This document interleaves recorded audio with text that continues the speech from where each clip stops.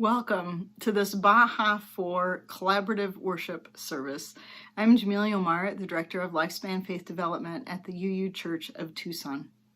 Whoever you are, whenever you are joining us, wherever you are joining us from, you are welcome to bring your whole self here, now.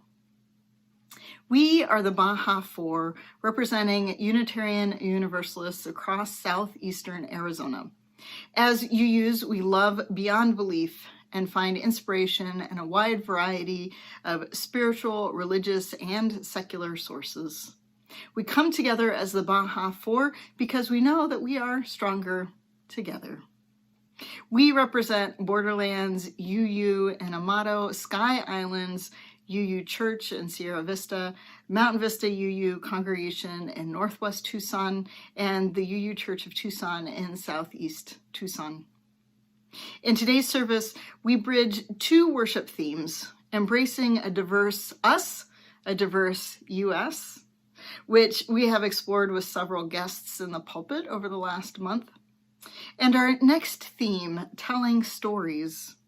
Our worship leaders will take a different angle on telling and listening to stories over the next several months, and we'll have a chance to explore it in religious education too. Which means ultimately that we don't have to take on the whole topic today. As much as I might like to, we don't and we won't. I hope this topic will open a dialogue where we can tell our stories, particularly the difficult ones, and listen to other people's stories, and in the process, grow stronger together. Today, though, we'll be asking these questions. What connections do we build when we listen to each other's stories? What relationships can we build or rebuild simply by listening to each other? Welcome, and we are glad you are with us today. Here's what I'll share with my daughter about why we practice a weekly land acknowledgement. I will say to her that wherever you are on land and in a place with a story. And wherever there is land, there is a longer story of the people and beings on that land. And we believe that we should remember the stories and recognize these people and beings out loud. I will say that it is important to remember these stories and to ask questions about these stories so that you might take action on these stories. And that sometimes people work really hard to erase stories that are painful, or to erase stories where their own people caused pain to other people. But that we believe in paying attention to what has been hurt, and that we believe in being part of the long story of making things better together, especially when we have caused pain. I will say that these words alone are not enough, and that healing and making things better happens in steps and friendships. And sometimes the steps are clear, and sometimes they are not, and that friendships take time. But we believe in taking the next step in community, even when that step is just one of many. That we can't skip taking a step just because that step alone is not enough. That we must begin from somewhere, and that we must bring our people with us. And I will say to her that when you were born in southern Arizona, you were born on and near the lands of the people who were the O'odham, Opata, Pasquayaqui, and Chiricahua Apache. And that the land that these people call home was taken many times by many people in violent ways. And that when you were born, it was still being taken by your government. And that these people are unique people with unique cultures, experiences, and survival stories. and that they're still alive, and they're your neighbor, and that you were born into a spiritual community that had work to do to make things better again. And that we say this each week together as one small step.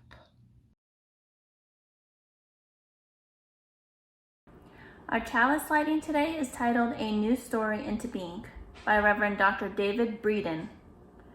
We tender this flame, opening the book, turning to a page yet to be written, opening a story yet to be told. May we fill this fresh page wisely. May we write a new story into being. May we together inscribe the page with hope.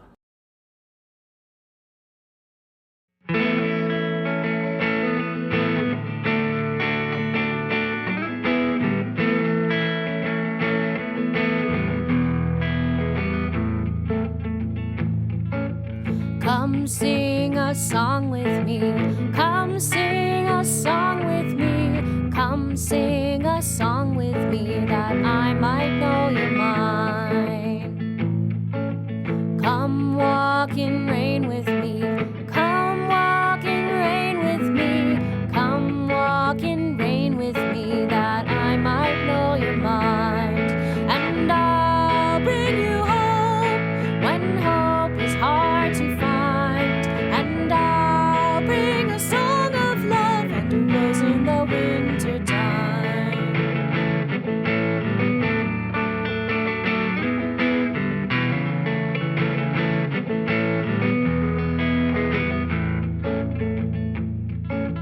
Come dream a dream with me. Come dream a dream with me. Come dream a dream with me that I might know your mind. Come share a rose with me. Come share a rose with me. Come share a rose with me that I might know your mind. And I'll bring you hope when hope is hard to find. And I'll bring a song of love and a rose in the winter time.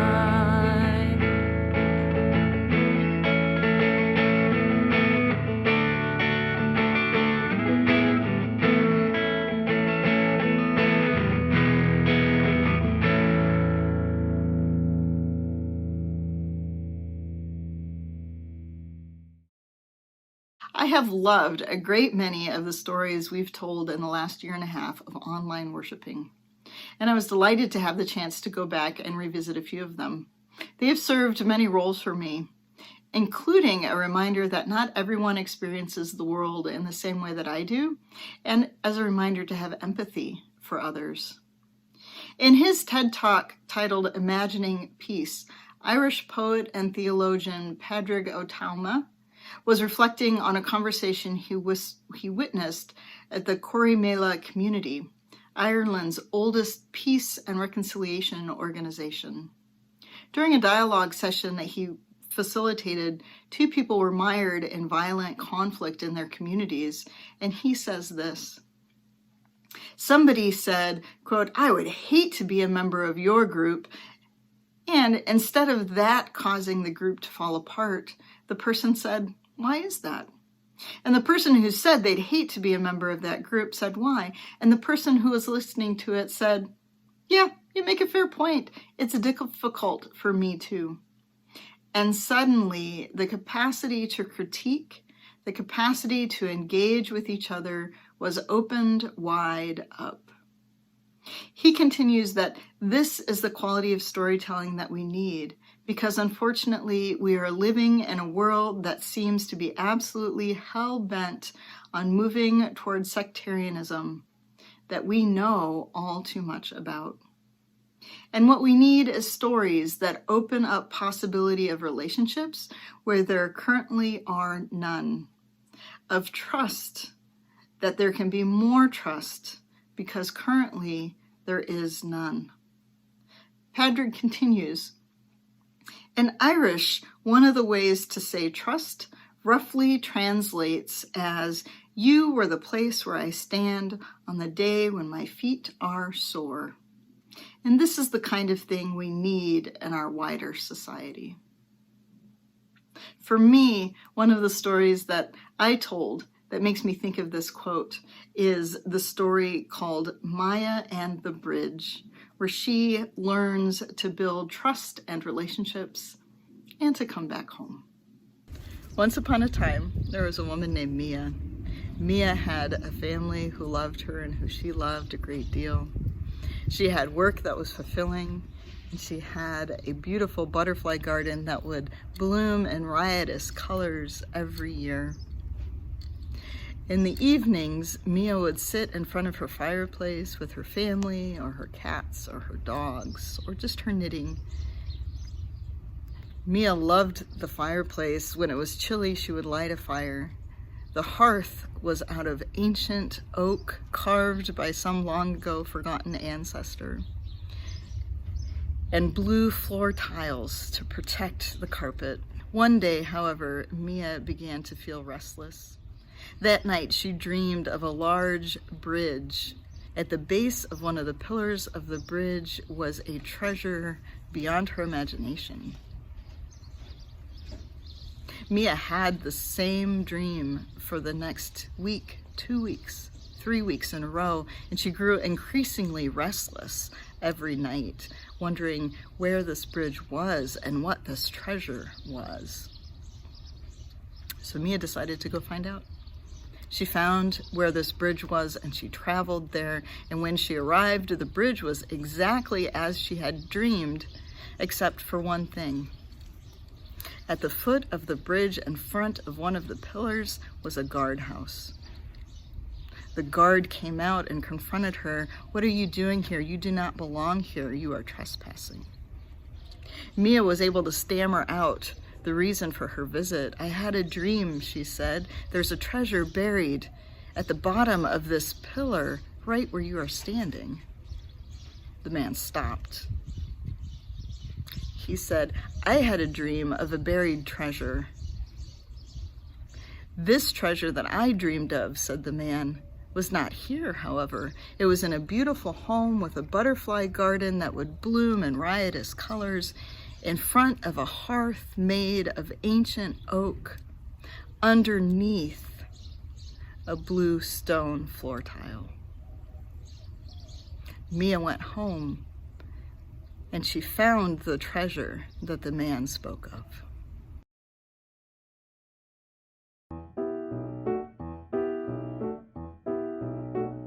Soon the day will arrive when we will be together, and no longer will we live in fear.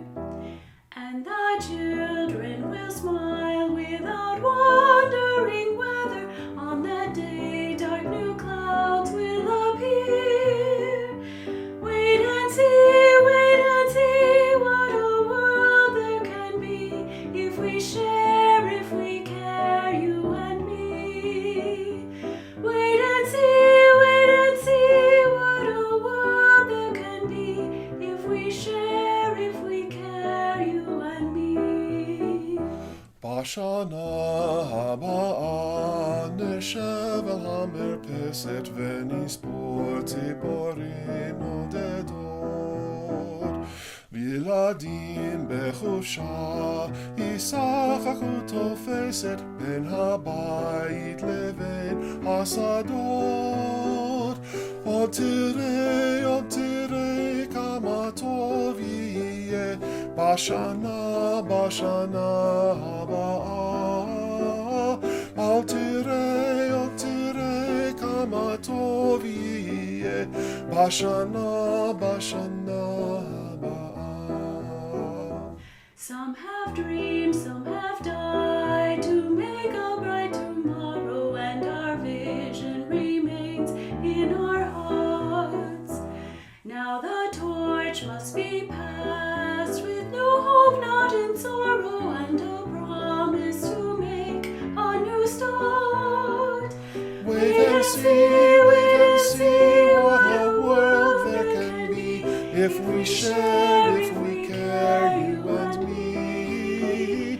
wait and see what a world there can be if we share, if we care, you and me.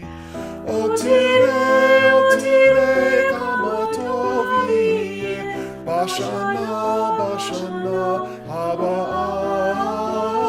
Otire kama tovi, bashana, bashana, haba.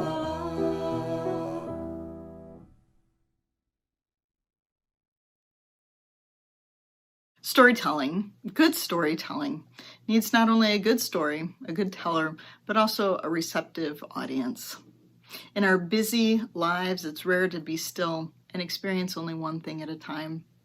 So I invite you today to rest your body in a comfortable position and to rest your thoughts away from the busyness and to-do lists, and to remember a time when you felt or experienced a moving, effective storytelling. A time when you were drawn in and transported by a story and you forgot yourself. You became a part of the story. Maybe it was on a moon-filled night around a sputtering campfire, or on a rainy day under a cozy blanket, or at a speaker meeting when the pain and resilience at the podium reflected your own pain and your resilience. Or in a day like today, in worship where you heard a story that let you know deep in your core that you're welcome and that you are loved. With this openness to story, we begin. So years ago, my oldest, now 11 and a brand new 6th grader, was on a walk with his father in our neighborhood. They passed a neighbor's house. Her name was Miss Joyce, which we didn't know at the time because frankly, we didn't know this person. And they smelled and then they saw smoke billowing out of her garage. The adults, of course, called the fire department, but before they could arrive, flames had engulfed her garage. Fortunately for Miss Joyce and for the rest of the neighborhood, the firefighters had the blaze extinguished before it could spread. And the story of the car in the garage fire was over. Except that it wasn't.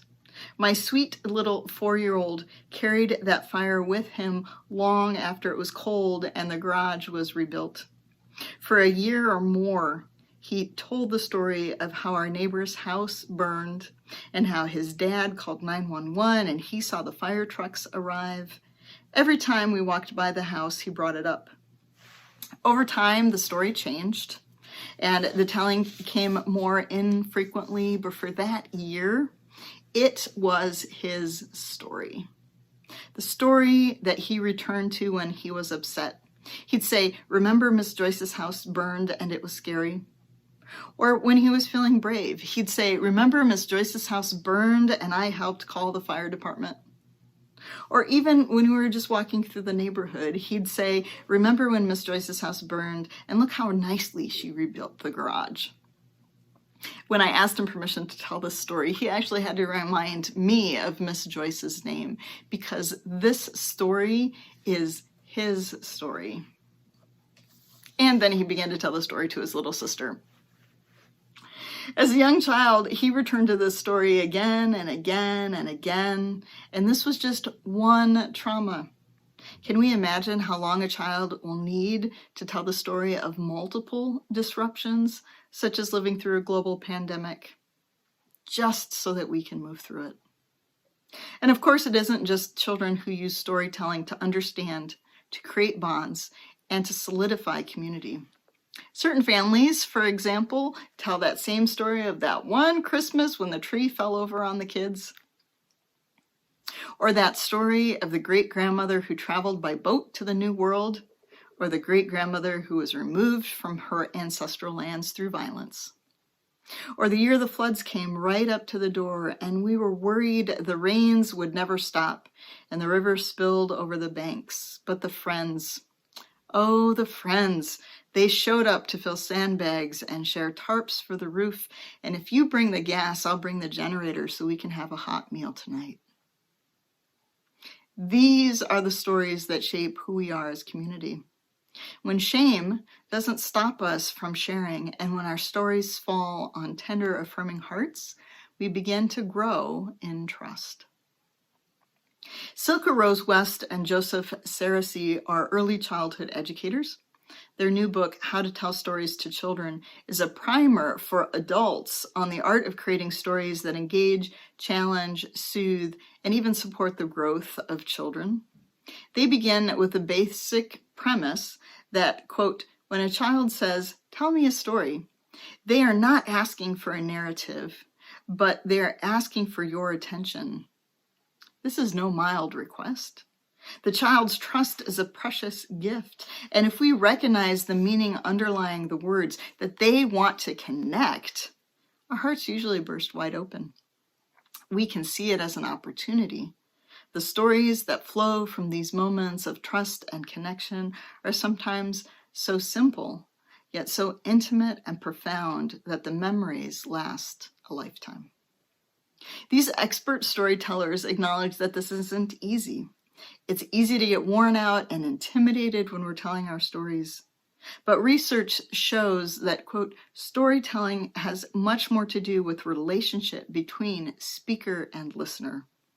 When approached from this perspective, telling stories becomes easier, more fun, and subtly expressive of the love and intimacy you share with your child. Anyone who has told stories to children they go on will recognize a simple fact. At the end of the story, you don't just walk away with a good story, the two of you feel closer. But it does not always build attachment, they tell us. It becomes like a Swiss Army knife for adults, a multi-tool that helps children learn new skills, build empathy, soothe difficult emotions, and make meaning out of challenging moments in life. This is what my child did when he encountered that fire. He was struggling to build empathy, to soothe difficult feelings, fear, worry, to make meaning through the act of telling and retelling the story of the fire. This is because Silke Rose West and Joseph Saracey remind us that at its core, storytelling is about relationships.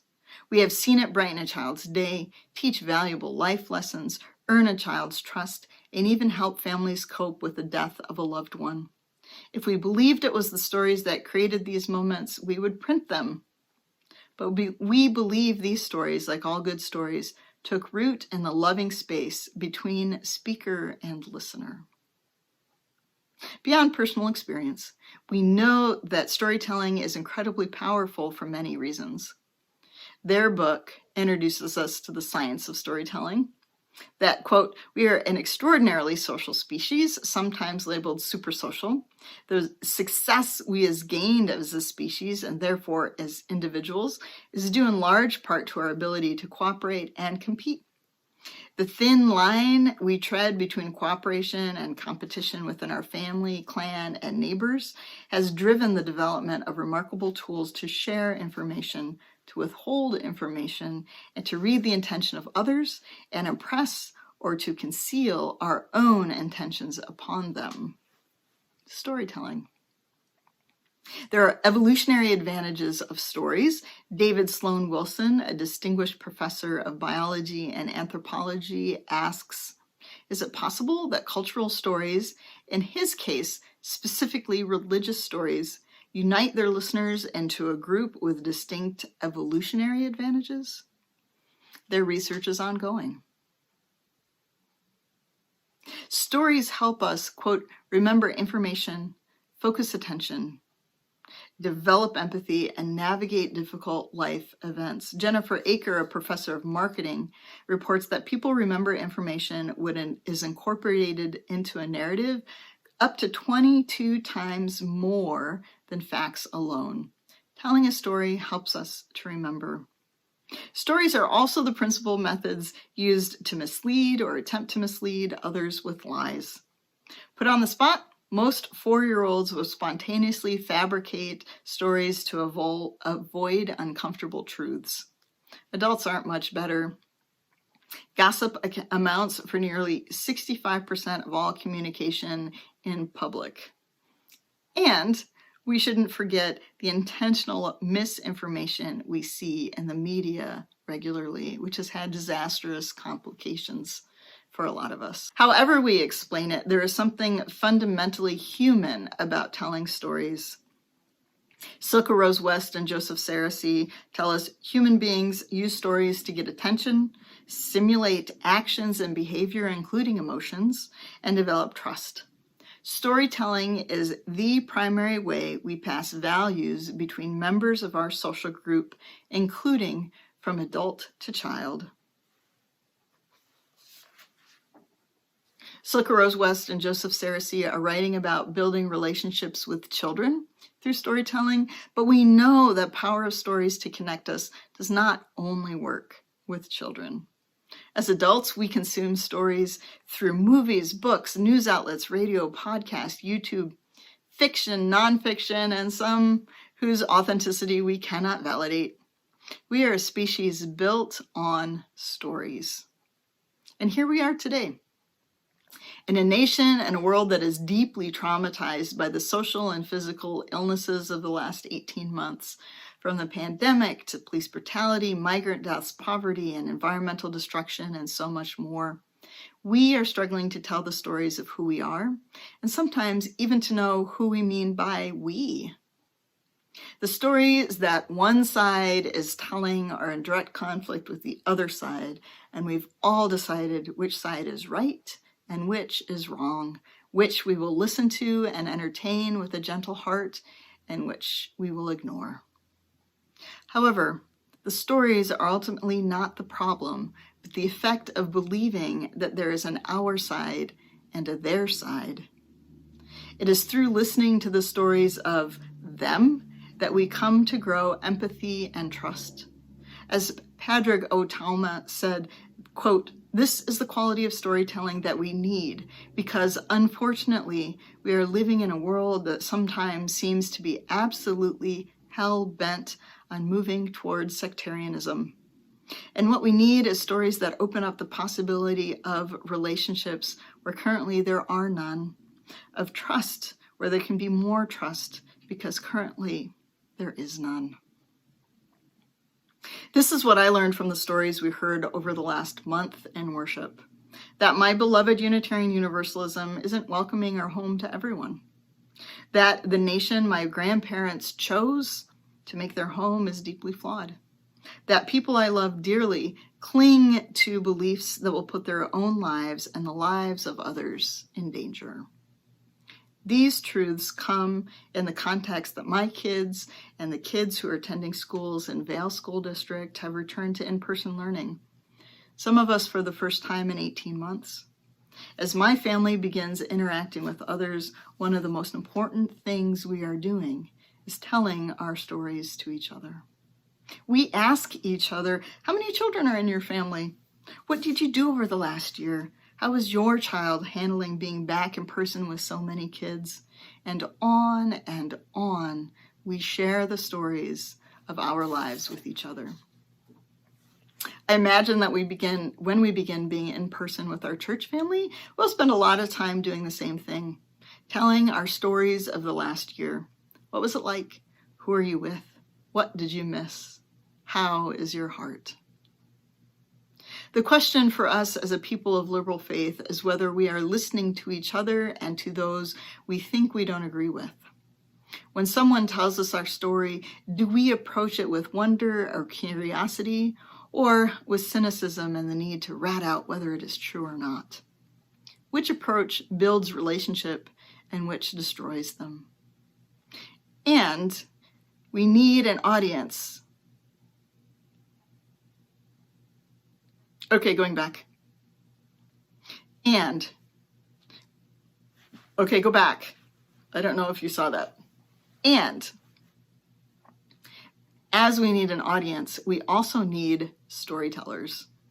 When I talk to folks, shy folks, introverts, those of us accustomed to sacrificing ourselves for the good of the whole, we often have trouble telling our stories. We minimize, oh, mine wasn't as bad as theirs. We leave out details that sound self-aggrandizing. Anyone would have done that in my place. And we don't tell our stories often enough. Oh, everyone's heard this before. I can't be a burden, and tell it again. But when we don't tell our stories, We deprive ourselves and our communities of at least 3 things, though I'm sure you can think of many more. First, we deny ourselves the chance to understand and maybe to heal the experience. Like my 4-year-old who needed to tell the story of the garage fire, we all have stories that only make sense when we tell them and explore them from many angles. He needed to tell the story so that he could understand it and let it go. 2, we deny our community our authentic selves, which, knowing so many of you, is a huge loss. When we only hear some of our stories, we forget that we are a community of incredible diversity in every way imaginable. Our stories remind us of who is here and who is not. 3, we deny our companions the opportunity to learn how to experience better difference. When we practice understanding others, we deepen our compassion and our empathy. This is what will enable us to build the beloved community we envision. What else can storytelling do? Well, that's what we'll be exploring over the next couple of months in many, many different ways. How we will emerge from the pandemic times stronger together is in no small part through listening to each other's stories. For me, I choose to gather stories and let them smooth the rough cynicism about people, like so much water over stone. As Gabriela Mistral writes in her poem, The Elder Tales, when I am walking, everything on earth gets up and stops me and whispers to me, and what they tell me is their story. And the people walking on the road leave me their stories. I pick them up where they fell in cocoons of silken thread. Stories run through my body or sit purring in my lap. So many they take my breath away, buzzing, boiling, humming. Uncalled they come to me, and told they still won't leave me.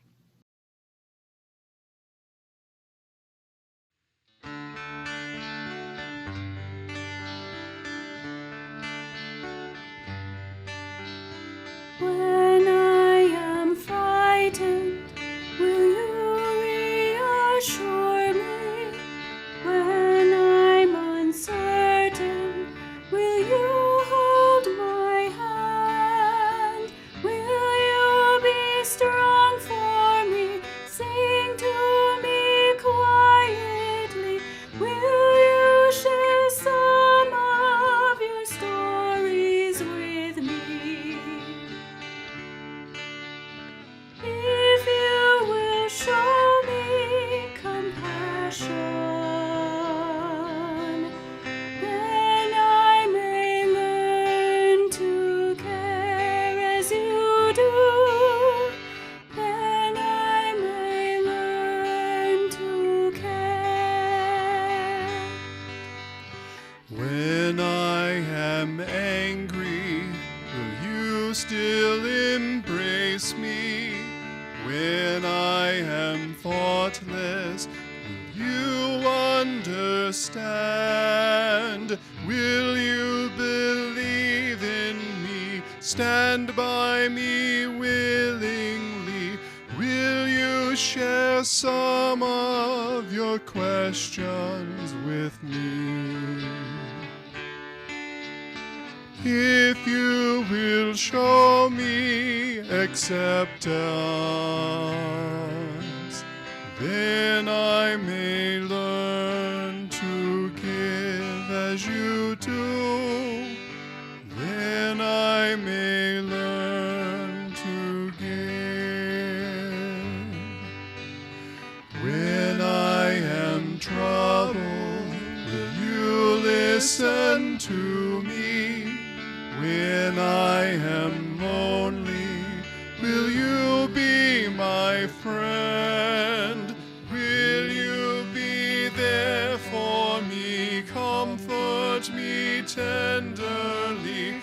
Will you share some of your feelings with me?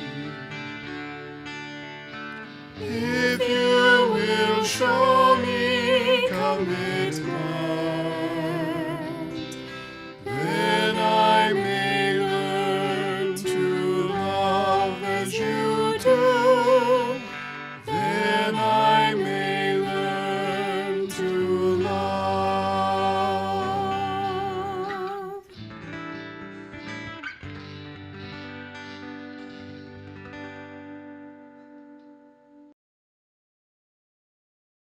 For those of us that are invested in a lot of therapy, personal therapy, talk therapy, one of the things that we learn is that it's really easy to become invested in the stories that we tell ourselves.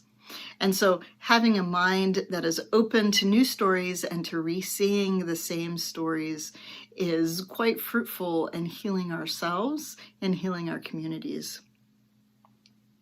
We tend to believe the stories that we tell ourselves. And what if we were to listen to a different voice? What if we were to follow a different directive or come at a story with inquisitiveness about why and how and who? And I wonder. The story of Tiny the God does that for me. It's a God, a tiny one, but still a God who learns through the course of the story that maybe the way that she saw things originally were not the way that things needed to be. Once upon a time, there was a tiny little itty-bitty, very small, tiny little God named Tiny. She lived her life hearing stories of all the big gods, and, well, let's face it, she was jealous. She knew she needed to think of some kind of special spark of an idea that would make her existence meaningful. After watching humans for a long time, she hit upon something that just might work, something to make people think, yeah, that Tiny has really got a good idea going. This was it. This was going to make her famous. Ready? Here it is. You are not alone. She took the form of a very light breeze and a voice so quiet each person heard it only in their mind. She said, you are not alone. You are not alone. People loved it. It was perfect because who doesn't want to hear that? Pretty soon, Tiny was comforting people all over with, you are not alone. Every evening, she took the form of a breeze and whispered it in people's minds. Until one day, she encountered someone who wasn't comforted at all. When Miriam heard Tiny's words in her mind, instead of feeling comforted, she felt agitated. Something was just kind of off about it. She kept saying it to herself over and over again, you are not alone. You are not alone. She tossed and she turned. She couldn't sleep. In the morning, she went to read the paper, and instead of skimming everything, she found herself drinking in every single story. She was only halfway through when she found herself crying. I am not alone, she said. I am connected to every one of these people. They live in my town and my country and my world. They love their children like I love mine. They're scared sometimes, and so am I. They hurt like I hurt. I am not alone. I can help. Tiny was surprised. It hadn't occurred to her that someone might think of it that way. Tiny kept watch over Miriam to monitor this interesting development. Miriam and a coworker met online in a meeting and talked about a law they hoped the Senate would pass, and Tiny noticed when Miriam wrote a letter to her senator about it right away. She noticed that when Miriam turned in her grocery order, she bought a few extra things for her neighbor and left them with a colorful note on their porch. She noticed that Miriam had tears in her eyes when she joined in her congregation's worship on her computer, and she learned her favorite hymn through the small speakers. Miriam got out her phone and made an extra donation to her congregation. She watched as Miriam wrote postcards to friends and family near and far, waved to the dog walkers who passed by her house, and strung up colorful lights in her living room window. But most importantly for Tiny, she noticed when Miriam received a phone call one evening from a friend she hadn't heard from in a long while. His voice was shaking. I'm having a hard time, he said. He started to tell her about his troubles, but he began to cry. Miriam got herself comfortable in her favorite chair. Take your time. I'll stay on the line with you. You are not alone. I am here, she said. I am here. Tiny heard those words like an echo in her mind. You are not alone. I am here. You are not alone. I am here. In that moment, Tiny knew that she was nothing without Miriam's hands and heart and spirit. And she knew what she wanted. What the world needed more than anything was what Miriam had learned to give. So Tiny went to work. Instead of just spending her evenings spreading the gospel of you are not alone, She spent her night times doing it too, and her mornings and afternoons. Pretty soon, she was spending every moment doing it until she became the breeze itself. And that is why there are no paintings of Tiny, no busts or holy books, just a breeze, a low voice, and many, many helping hands, loving hearts, and caring spirits. You can hear the echo if you listen closely. You are not alone. I am here.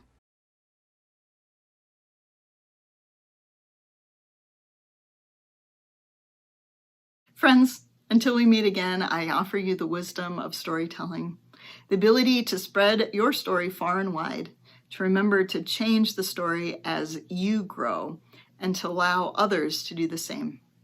The ability to understand other people's stories so that you might come to know their hearts and minds. The ability to expand your own capacity for empathy and connection. The ability to tell a story that is big enough, loving enough, connected enough, and safe enough that everyone is welcomed and treasured no matter what their stories are. Go with peace, go with grace, go knowing you are loved.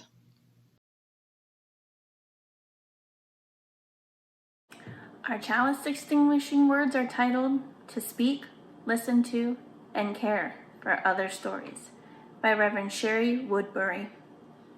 May we have the courage to speak or write the stories within us that need to be told, the stories that make up our lives. May we listen with a loving mind and heart to the stories of others' lives, here in this church and others in our wider community and world.